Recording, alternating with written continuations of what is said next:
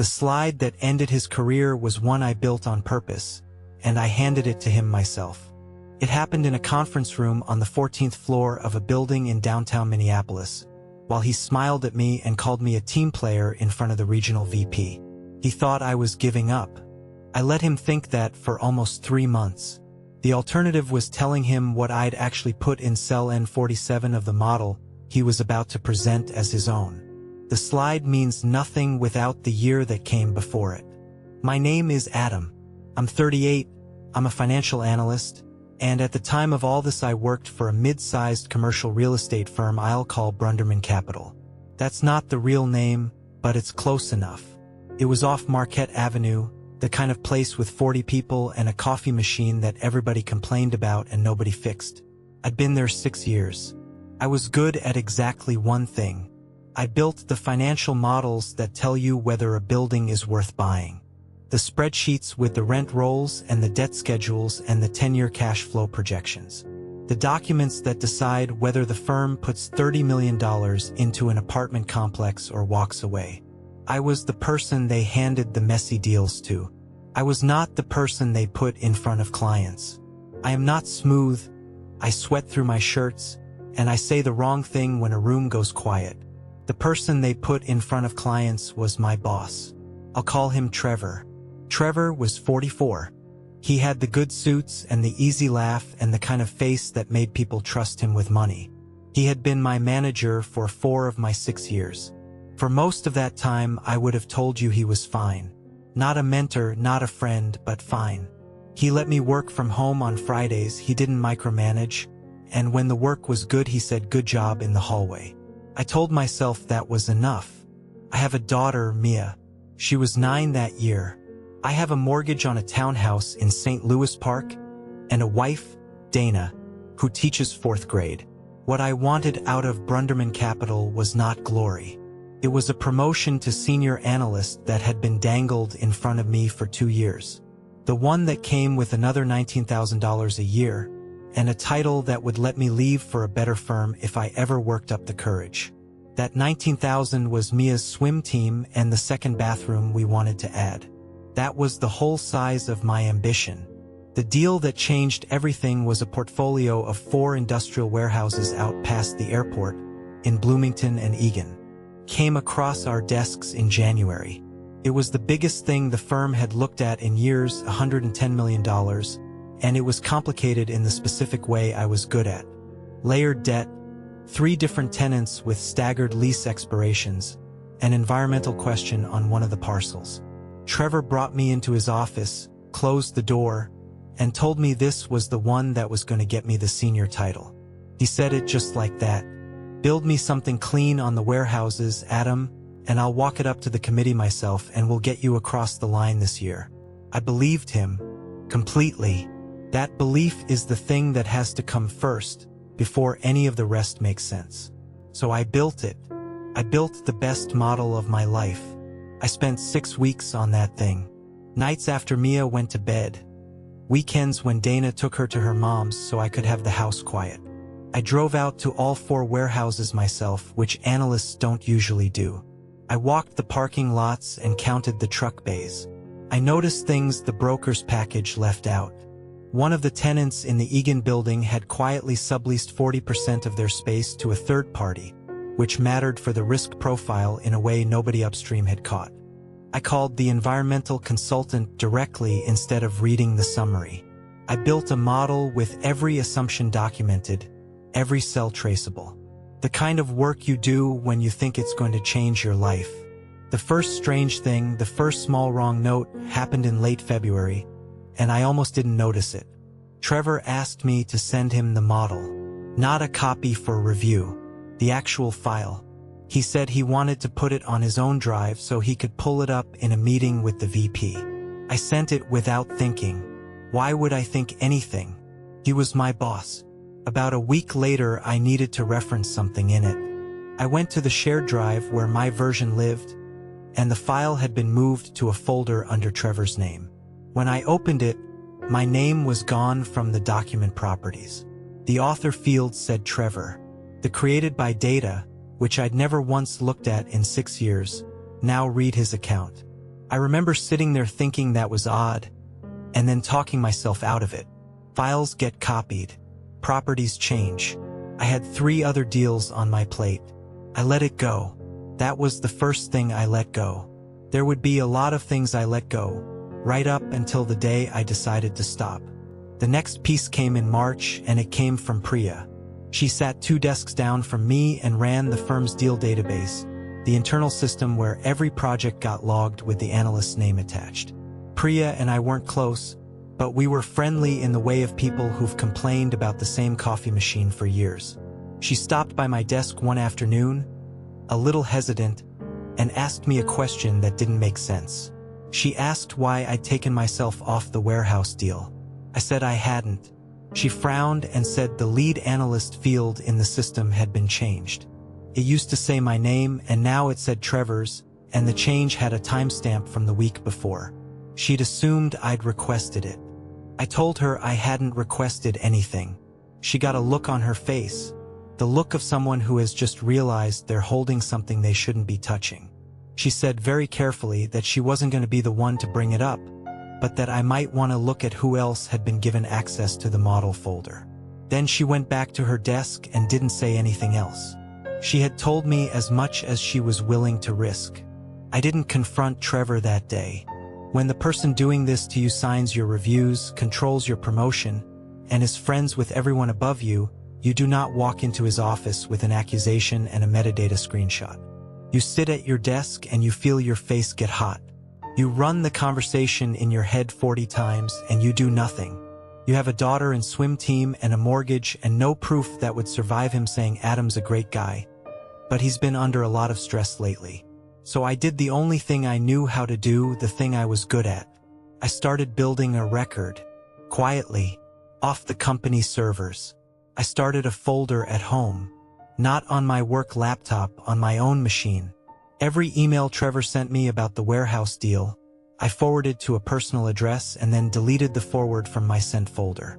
Every version of the model, I saved a date-stamped copy.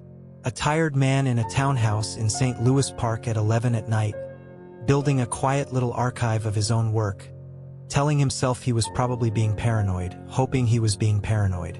If I was paranoid, life could go back to normal. If I wasn't, the last 6 years meant something very different than I'd thought. In April, the firm scheduled the big presentation. The warehouse deal was going to the investment committee and the regional VP, a woman named Karen Ostrand. She flew in from the parent company in Chicago once a quarter, and her approval was the difference between the deal happening and not. Trevor was going to present. That was always going to be true. He was the manager's present. But he came to my desk and told me, with what I can only describe as warmth, that he wanted me in the room. That he wanted Karen to put a face to the analytical work. He actually said that, put a face to the work, and I felt a flicker of hope, the stupid resilient kind. Maybe I'd misread all of it. Maybe the metadata and the database were just IT noise. Maybe he was going to stand up there and say Adam built this. You can already guess he didn't. The way he didn't is the part that mattered, because it's the part that told me this wasn't carelessness. It was a decision he'd made on purpose. I need to back up here and tell you about cell N47, because everything turns on it. In a model like this, there's a section that calculates the debt service. The amount the buyer has to pay the bank every year on the loans against the buildings. One of the 4 warehouses, the big one in Bloomington, had a loan with a feature called a rate step-up. The interest rate jumps in year 4. It's a common thing. It's also exactly the kind of thing that's easy to model wrong, because you have to manually change the rate in the right year. If you anchor the formula to the wrong cell, the model keeps using the low rate forever, and the whole deal looks more profitable than it actually is. In my real model, the correct one, the one with my name on it before he took it, cell N47 correctly stepped the rate up in year 4. The deal still worked with the correct rate. It was a good deal. Not a spectacular deal, but a solid one. The kind the committee approves. Now the part 1 told myself a story I'm still not sure was honest. After Priya told me about the database, in that window where I was building my home archive and saying nothing, I made a second copy of the model. a specific copy. In that copy, I changed cell N47. I made the rate step-up disappear. I anchored the formula to the wrong cell, the exact mistake a rushed analyst would make. The mistake that makes the deal look better than it is by about $400,000 a year in phantom cash flow. And I left a comment in the cell the way you do, a little note that said, "Confirm step-up timing with lender before final." A flag, a breadcrumb, the kind of note a careful analyst leaves for himself to fix before the work goes out the door. Then I saved that version to the shared folder, the one Trevor had taken control of. And I left the clean version, the correct one, in my home archive with its date stamp with my name in the metadata with the correct N47. I told myself I was just keeping a backup of my real work at home. I told myself the version on the shared drive was a rough draft. But I knew which file Trevor was going to grab for that presentation. He always grabbed the most recent file in that folder without checking it, because checking it was my job, the job he was erasing me from. I knew he wouldn't open N47. He didn't know what N47 was. He had never built a model in his life. That was the whole point of him. So the question I sat with for 3 weeks, the question I still sit with sometimes, was whether I was going to say anything before that meeting. Whether I'd walk into his office and say, "Trevor, there's an error in the file on the drive. Let me send you the right one." The honest version of me wanted to. The other version, the one that had been forwarding emails to a secret folder at 11 at night, wanted to see what he would do. I didn't have to decide because of what happened on the Tuesday before the presentation, which removed the last bit of doubt I had about who he was. We had a team lunch, the whole analytics group, at a place on Nicollet Mall. Trevor was holding court. One of the junior analysts, a kid named Marcus who'd been there 8 months, asked Trevor how the warehouse model came together, because Marcus was eager and wanted to learn. Trevor leaned back and told the table the story of how he'd built it. Not how his team built it. How he had personally spent his weekends driving out to the warehouses, walking the truck bays, catching the sublease in the Egan building that nobody else saw. My sublease. The one I'd found standing in a parking lot in the cold, while he was at his kid's hockey game. He told my story, the actual specific details of my 6 weeks, as his own, to a table of 8 people, while I sat there with a chicken sandwich I couldn't swallow. Marcus looked impressed. Trevor looked relaxed. He had told this version so many times he might have started to believe it. Dana asked me that night why I wasn't eating, and I told her I had a headache. I went up to the little archive on my home computer and I looked at the date stamps and the metadata and the forwarded emails. I stopped feeling guilty about cell N47. The guilt didn't come back for a long time. Maybe that's the part that should bother me. It mostly doesn't. The presentation was on a Thursday, 2 in the afternoon, in the big conference room. I wore my good shirt. Karen Ostrand was there at the head of the table. Sharp, polite, the kind of executive who reads the materials before the meeting, which I was counting on. 6 other people from the committee. Trevor at the front with the clicker, me in a chair against the wall where he'd put me. The face to the work that he had no intention of letting speak. He was good. I'll give him that. For the first 20 minutes he was very good. He walked through the portfolio, the 4 buildings, the tenants. He presented the sublease discovery as his own, with a little self-deprecating laugh about how he likes to kick the tires himself, and I sat against the wall and said nothing. He got to the financials. He put up the returns. And the returns were the inflated ones, the ones built on cell N47 with the rate step-up erased, the deal looking $400,000 a year better than it really was. The committee nodded. The numbers were attractive. Karen Ostrand was writing something down. And then she looked up, and she asked the question I had been praying for and dreading in equal measure. She asked about the debt structure on the Bloomington building.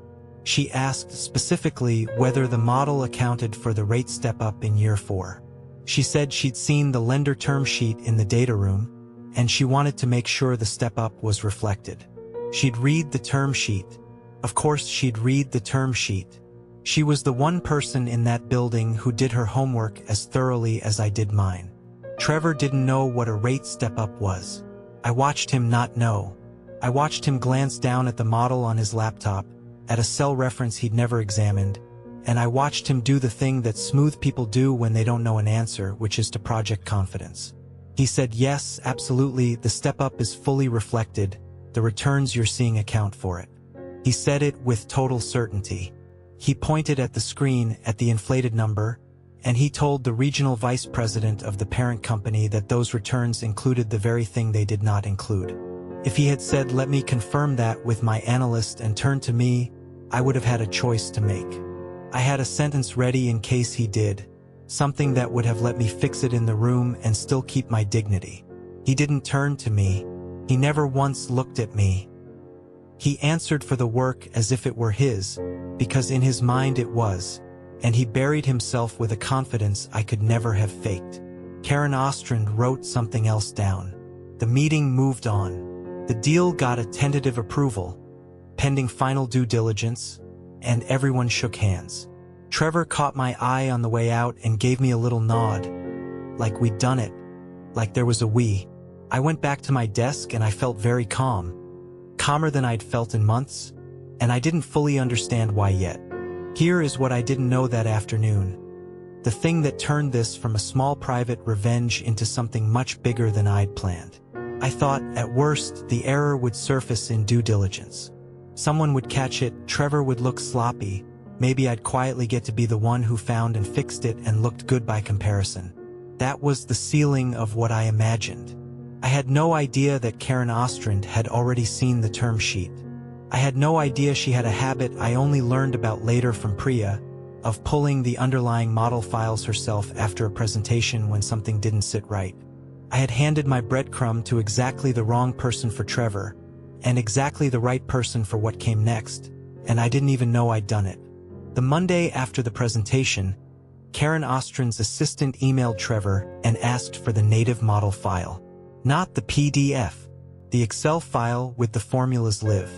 Trevor forwarded the request to me, finally, the first acknowledgement in months that the file had anything to do with me, with a one-line message. "Adam, can you send Karen the warehouse model?" Here was the second decision point, the one that was actually harder than changing N47 in the first place. Because I could have fixed it. Right there. I could have opened the file, corrected cell N47, restored the rate step up, and sent Karen a clean model. Trevor would have looked fine. The lie he told in the room would have been quietly covered by the truth in the file.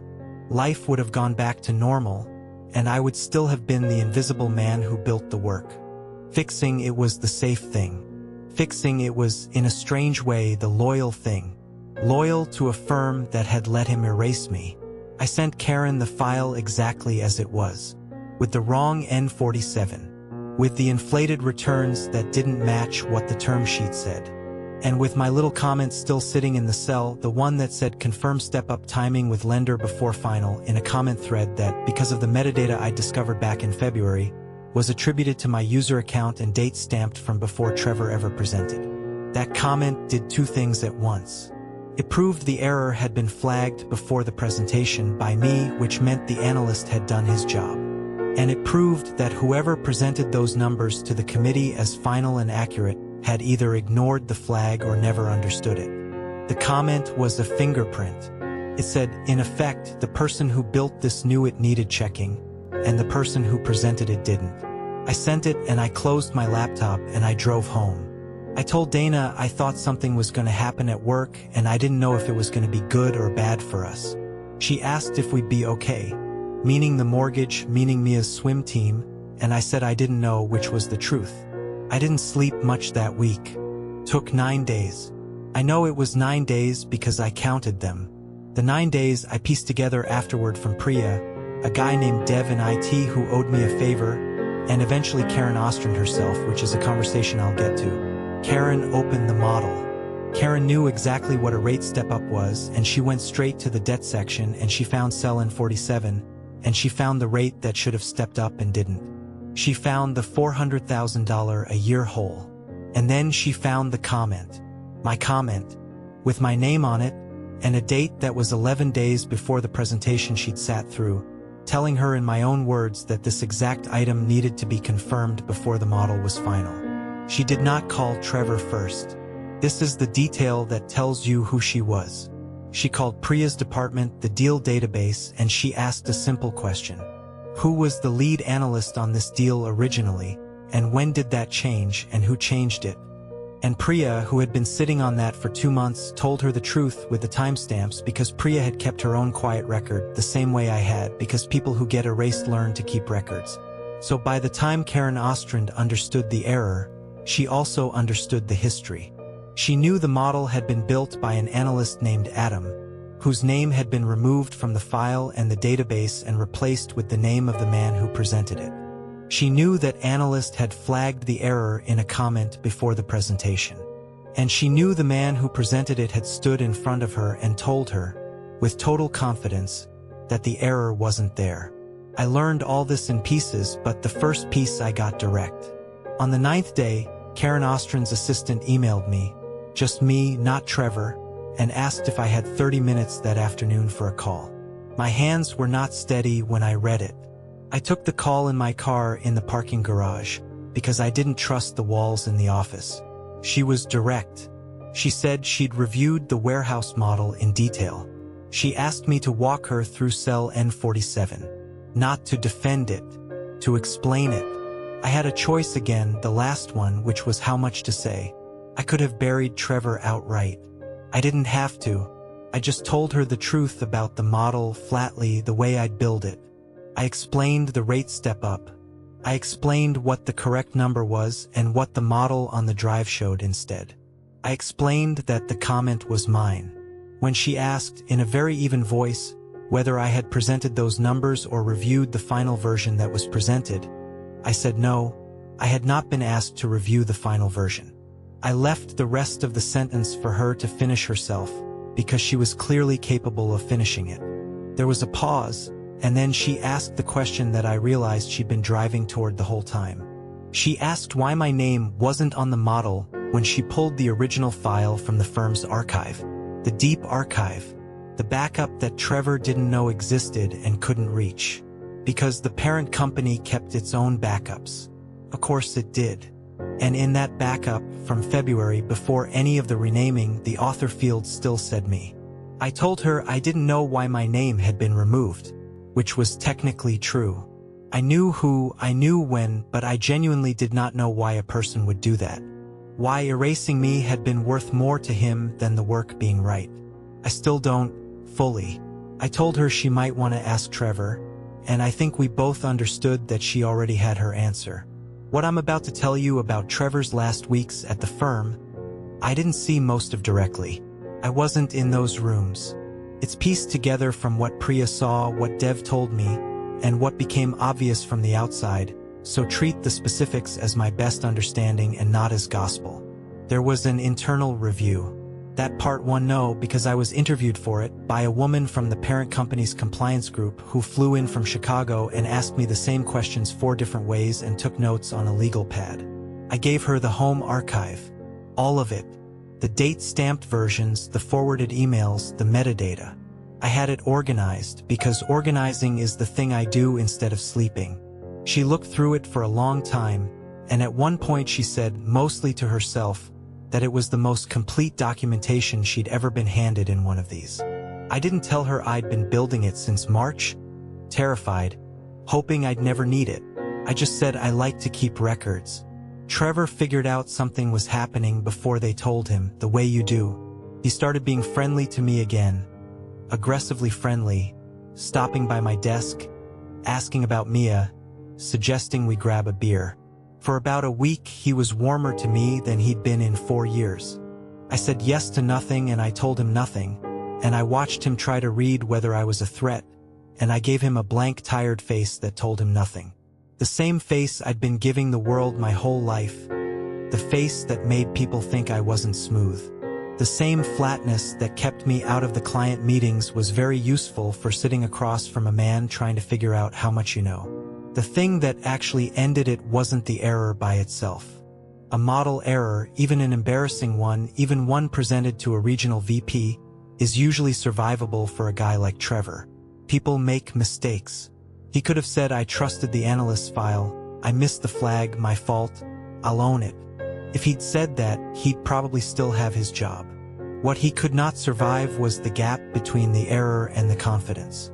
Karen Ostrand had a specific memory, written down in her own notes from the meeting, of asking directly whether the step-up was reflected, and of Trevor answering directly that it was. That wasn't a missed flag. That was a man telling the regional vice president that he had verified something he had not even understood. And the comment in the cell, my comment, proved that the verification he claimed to have done would have taken him 10 seconds and would have shown him the opposite of what he said. Once compliance started pulling threads, the model wasn't the only thing. The renamed files, the database change. They found the metadata trail of my name being stripped out of 3 other deals too. Not just the warehouses going back over a year. I hadn't even known about the other 3. I thought I was the analyst he'd done this to once.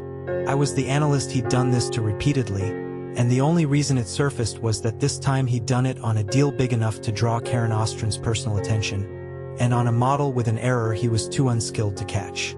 Trevor was gone by the end of May.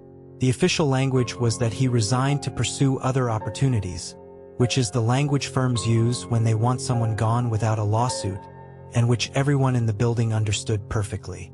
There was no dramatic walkout that I witnessed. I didn't get to see his face fall in a conference room. What I saw was his office on a Wednesday, with the door open and the shelves empty and a single abandoned phone charger still plugged into the wall. And Priya catching my eye from across the floor and not smiling, just holding my look for a second.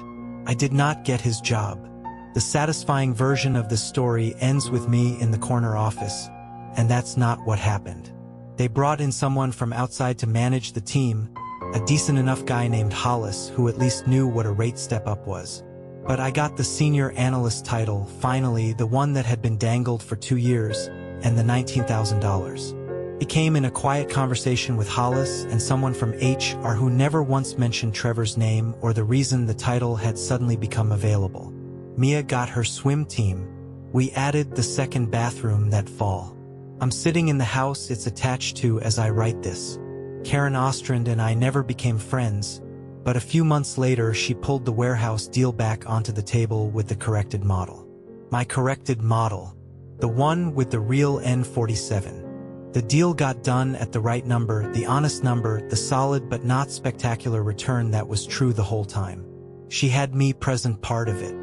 I sweated through my shirt and I said one slightly wrong thing when the room went quiet, and it didn't matter because the numbers were right and I knew them better than anyone alive. When someone asked about the debt structure on the Bloomington building, I answered the rate step-up question in my sleep. Trevor landed somewhere, I heard. A smaller shop, a step down, the way these things usually go. There was no perp walk, nothing so cinematic. He didn't lose his house. He lost the easy version of his life, the one where he got to be the face on top of other people's work without anyone checking the math underneath. I don't know if he knows what I did with N47. He knows the error was there and he presented it. He doesn't know I built it that way on purpose and handed it to him like a gift. There's a version of him out there that still thinks he was just unlucky, that the one time he didn't double-check a junior's file it blew up on him. I've left him to it because the alternative is explaining it to him, and I never want to talk to him again. Priya left the firm about a year later for a better job at a bank, and we still get lunch every couple of months. We have never once, in all those lunches, discussed what we both did during those 9 days. We talk about her kids and my Mia and the coffee machine, which still doesn't work, at a firm neither of us fully trusts but both of us still need. Dev and IT got a gift card from me that I expensed as a team-building lunch, which felt appropriate. I kept the home archive. It's still on a drive in a fireproof box in the closet of the second bedroom, next to the mortgage papers and Mia's birth certificate. I have never opened it since the compliance interview. I don't need to. I know exactly what's in it. Every date-stamped version, every forwarded email, the metadata that said my name when the company's own copy had been scrubbed. Sometimes when I'm getting something else out of that box, I see the drive sitting there, and I think about cell N47. The one cell, the $400,000 of phantom money I let a man stand up and swear was real. Mia's 11 now. She made the regional swim meet this year. The second bathroom has a slow drain I keep meaning to fix and never do.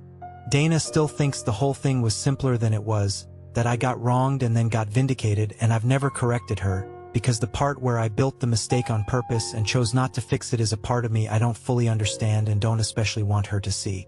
I sleep fine now.